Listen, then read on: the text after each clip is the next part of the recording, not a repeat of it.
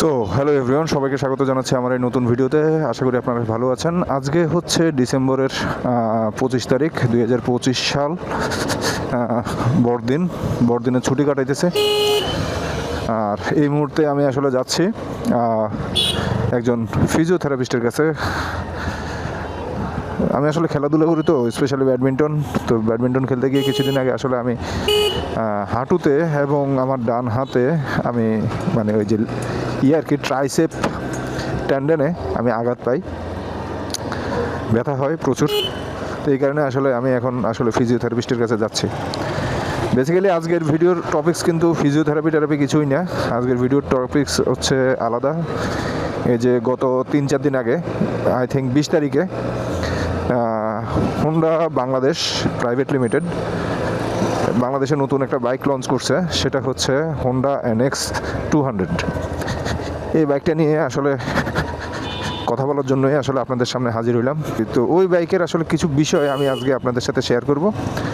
তো চলুন ভিডিও শুরু করি। হোন্ডা NX 200 মূলত আসলে মানে নামে কাগজে কলমে 200 হইলেও, বাট এটার যে ইঞ্জিন ক্যাপাসিটি কিন্তু 200 সিসি না। এটা অনেকেই এটা ভুল করতেছে। এটার ইঞ্জিন ক্যাপাসিটি হচ্ছে 184.5 অথবা 185 ধরেন। মানে হর্নেট ভার্সন 2তে হর্নেট ভার্সন 2তে যে ইঞ্জিনটা আমরা ব্যবহার করতেছি, as it is same engine same. তো এই হর্নেটের ইঞ্জিনটাই আসলে NX 200-এ ইউজ করা হয়েছে, বাট একটুখানি রিফাইন্ড ইঞ্জিন। তো এই রিফাইনেশনের কারণে পাওয়ার কিছুটা কমছে, মানে কিছুটা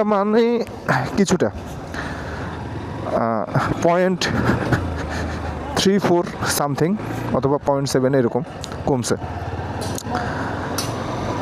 টর্কের দিক দিয়ে আর কি।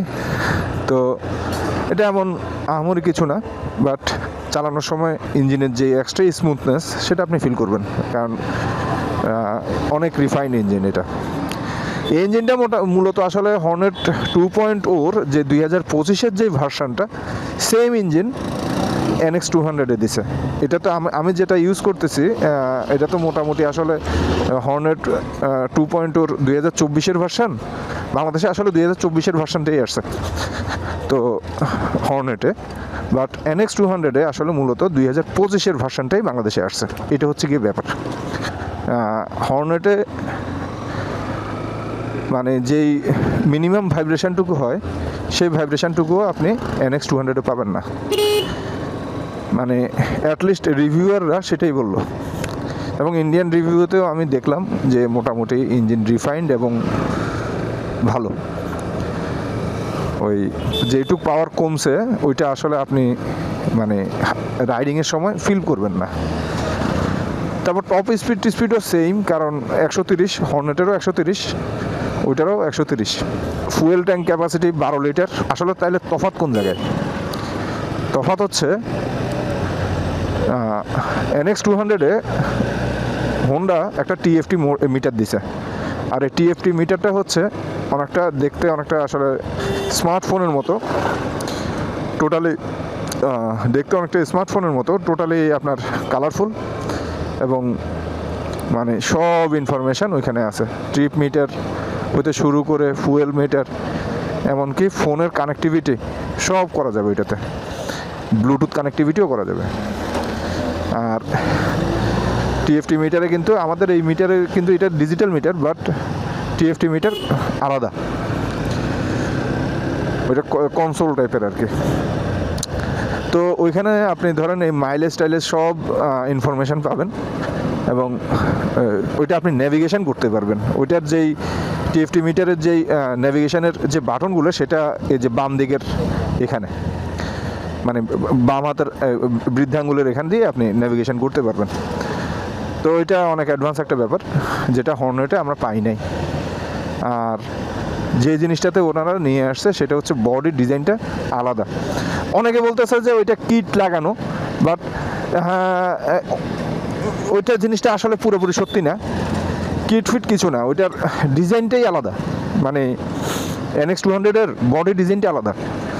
সাসপেনশন সেম দিছে, পিছনের মনোশক সাসপেনশনও সেম, বাট কমপ্লিট ডিজাইনটা আলাদা। হাইটও একটু বড়, মানে সিট হাইট মোটামুটি সেম, বাট দেখতে অনেক বড়। সামনে ভাইজার আছে এবং নকল গার্ড আছে। সো যারা আসলে লং ট্যুরে যায়, আমি তো ধরেন এখন পর্যন্ত সিটিতে রাইড করতেছি, যার কারণে আসলে ওই রকম কোনো ব্যাড এক্সপিরিয়েন্স আমি পাই নাই। তো যারা লং ট্যুরে যায় তারা কিন্তু ধরেন এই মানে রাস্তা থেকে কী বলে পাথরের কণা টনা হাতে লাগে রাইডিংয়ের সময়। আর এই রাইডিংয়ের সময় পাথরের কোনো হাতে লাগলে এটা কিন্তু মানে একটু ব্যথাই লাগে। তো নাকল গার্ড থাকলে নাকল গার্ডে কিন্তু ওই পাথরের কণাটন এগুলো লাগে না, যার জন্য আসলে রাইডিংয়ের সময় আসলে গ্লাভস পরা উচিত। তো নাকল গার্ড থাকলে যেটা হয় সেটা হচ্ছে ওই আপনি ওই রাইডিংয়ের সময় আপনি যদি গ্লাভস নাও পরেন, সেক্ষেত্রে আপনার হাতটা মোটামুটি সেফ থাকবে, মানে টোটাল জায়গাটা আসলে থাকবে আর কি। হ্যান্ডেল বারটা আপরাইট করা, একটু উঁচু, এবং মানে লং ট্যুরে আপনি অনায়াসে আপনি ক্রুজ করতে পারবেন ওই বাইকটা, খুব বেশি আপনি পেইন হবে না। মানে এটা হর্নেটের যেই হয়, মানে হর্নেটে তো পেইন হয় না অবশ্যই, মানে যারা লং ট্যুর করছে, বাট ওইটা NX 200-এ কিন্তু আরও কমফোর্টেবল ওইটা। তারপরে cooling system same, cooling system হচ্ছে এয়ারকুল, কোনো অয়েল কুল দেয় নাই ওরা, এয়ার কুলিং সিস্টেম, মানে হর্নেটে যেভাবে দিছে ওইটাই, এর বেশি কিছু না। আর ইন্ডিকেশানগুলো, সামনের সাইডের ইন্ডিকেশানগুলো আসলে নাকাল গার্ডের মধ্যেই দেওয়া এবং সুন্দর লাগে দেখতে। তো যাই হোক, এই তো গেলো ব্যাপার। আর কি কি জিনিসের চেঞ্জ করছে, এই যে হর্নেট 2.0-তে আমরা কিন্তু ট্রাকশন কন্ট্রোল পাই নাই, মানে 2024-এর মডেলে। কিন্তু NX 200 অথবা মানে NX 200 অথবা হর্নেট 2.0 2025-এর মডেল যেটা আছে, সেখানে কিন্তু ট্র্যাকশন কন্ট্রোল দিছে, হোন্ডার নিজস্ব ট্র্যাকশন কন্ট্রোল, যেটা অন অফ করতে পারবেন আপনি TFT মিটারের মাধ্যমে। ট্র্যাকশন কন্ট্রোল কিন্তু খুবই কাজের। আর মানে স্পেশালি ইসের সময়, মানে বৃষ্টির সময় যদি আপনি রাইড করেন, ট্র্যাকশন কন্ট্রোল আপনাকে অনেক রাইডিং এক্সপিরিয়েন্সটা আপনার ভালো দিবে। আর ডুয়েল চ্যানেল ABS দিছে, যেটা হর্নেট 2.0-তে নাই। NX 200-এ আপনি ডুয়েল চ্যানেল ABS পাচ্ছেন। গ্রাউন্ড ক্লিয়ারেন্স কত সেটা বলি। হর্নেটের গ্রাউন্ড ক্লিয়ারেন্স মেবি 164 অথবা 165 মিলিমিটার, আর NX 200-এর গ্রাউন্ড ক্লিয়ারেন্স হচ্ছে 167 মিলিমিটার। তো 167 মিলিমিটার, এটা একটু, এই জিনিসটা একটু মাথায় রেখেন। 167 মিলিমিটার একটু কম হয়ে গেছে, কারণ NX 200 মূলত আসলে এই হোন্ডা যেই ব্র্যান্ডিং করতেছে, হোন্ডা এটারে আসলে অ্যাডভেঞ্চার ট্যুরিং বাইক মানে ATV নামে আসলে পরিচয় করে দিতে চাচ্ছে। বাট এটা ATV যদি হয়, তবে সেই ক্ষেত্রে কিন্তু গ্রাউন্ড ক্লিয়ারেন্স 170 থাকা উচিত আর কি, 170। কিন্তু 170 যেহেতু নাই, এটা একটু কম হয়ে গেছে।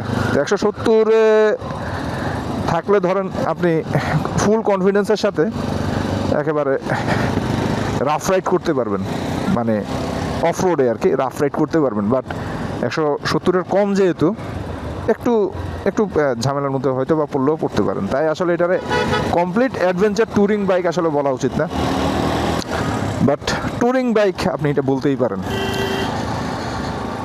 আর কোন জায়গায় আসলে তফাৎ, হর্নেটে যে চাকাটা দিছিল সেটা হচ্ছে MRF-এর জ্যাপ টায়ার, মানে আপনি নর্মাল রাস্তায় চালাতে পারবেন অনায়াসে। বাট NX 200-এ যে টায়ারটা দেওয়া, সেটা হচ্ছে ডুয়েল পারপাস টায়ার, মানে আপনি কিছুটা অফরোডের ফিল পাবেন, কমপ্লিট অফরোড না, কিছুটা। তো আমি যেই টায়ারটা লাগাইছি আমার এই হর্নেট 2.0-তে, আপনারা এই ভিডিওটা হয়তো বা পরে দেখবেন, কারণ এই টায়ারের ভিডিওটা আসবে অনেক দেরিতে। তো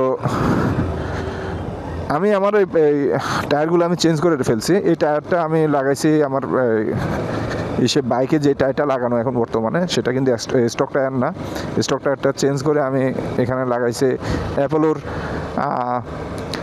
ট্র্যাম্পলার এক্সের, 12,000 টাকা নিছে। ওই ভিডিওটা আপনারা কয়দিন পরেই দেখতে পাবেন। তো এটাও আমারটাও কিন্তু সেম টায়ার, হ্যাঁ। তো এই ধরনের টায়ারগুলোর সুবিধা হচ্ছে আপনি রাস্তায় স্কিডিং করবে না। হ্যাঁ, আমি টায়ার চেঞ্জ করার পরে হর্নেটের যে স্কিডিংয়ের প্রবলেম ছিল পিছনের চাকার, সেই প্রবলেম সলভ হয়ে গেছে। তো যাই হোক, তো এই আপনি যে টায়ারটা দিছে মানে NX 200-এ স্টক টায়ার হিসেবে যে টায়ারটা দিছে সেটা হচ্ছে ডুয়েল পারপাস টায়ার।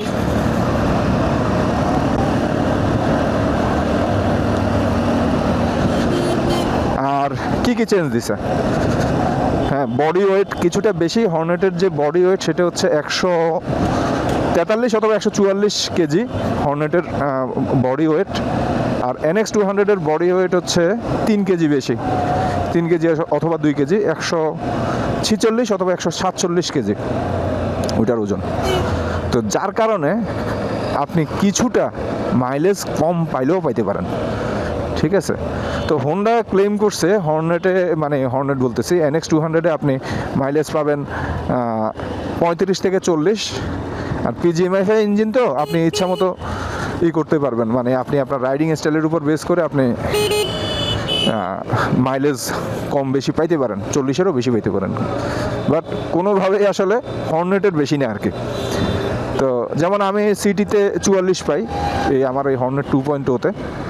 ওই ইয়াতে NX 200-এ আপনি 44 পাওয়াটা আপনার ডিফিকাল্ট হয়ে যাবে সিটিতে, কারণ বললামই তো ওজন একটু বেশি, আর টায়ারটা যেহেতু আলাদা, টায়ারের ওজনও বেশি ওইটার। তো সব কিছু মিলে আর কি। তো এখন আসি আসলে মূল প্রশ্নে, যে আসলে বাইকটা কাদের জন্য। তো যারা আসলে এতদিন যাবৎ চিন্তা করতেছে যে একটা অ্যাডভেঞ্চার ট্যুরিং বাইক কিনবে অফিসিয়াল, বাংলাদেশে কিন্তু এতদিন অ্যাডভেঞ্চার ট্যুরিং বাইক কোনো অফিসিয়ালভাবে আসে নাই। এটাই প্রথম NX 200 ট্যুরিং বাইক হিসেবে বাংলাদেশে আসছে।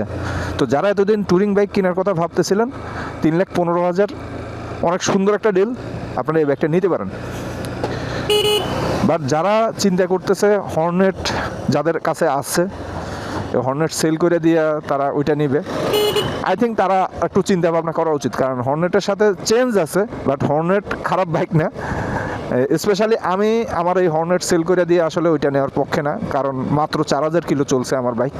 আমি যদি সেলও করি মিনিমাম 7-8 হাজার অথবা 10,000 কিলো চালানোর পরে, এবং ততদিনে হয়তো বা অন্য কোনো বাইক আসবে। আর ট্যুরিং বাইকের একটা ব্যাপার স্যাপার আছে, আমি তো আসলে রেগুলার ট্যুর দেই না। যারা রেগুলার ট্যুর দেয় তাদের কাছে বিষয়টা একরকম, আর আমি যেহেতু আসলে রেগুলার ট্যুর দেই না, আমার কাছে বিষয়টা আরেক রকম। সো এই হচ্ছে গিয়ে ব্যাপার, বাকিটা আপনাদের মর্জি। সো আজকের ভিডিও আমার এই পর্যন্তই। আমিও চলে আসছি আমার ডাক্তারের চেম্বারের সামনে, মানে ফিজিওথেরাপিস্টের চেম্বারের কাছাকাছি চলে আসছি। পরের ভিডিওতে আবার আপনাদের সাথে দেখা হবে। ভালো থাকবেন, সুস্থ থাকবেন, টাটা, বাই অ্যান্ড পিস।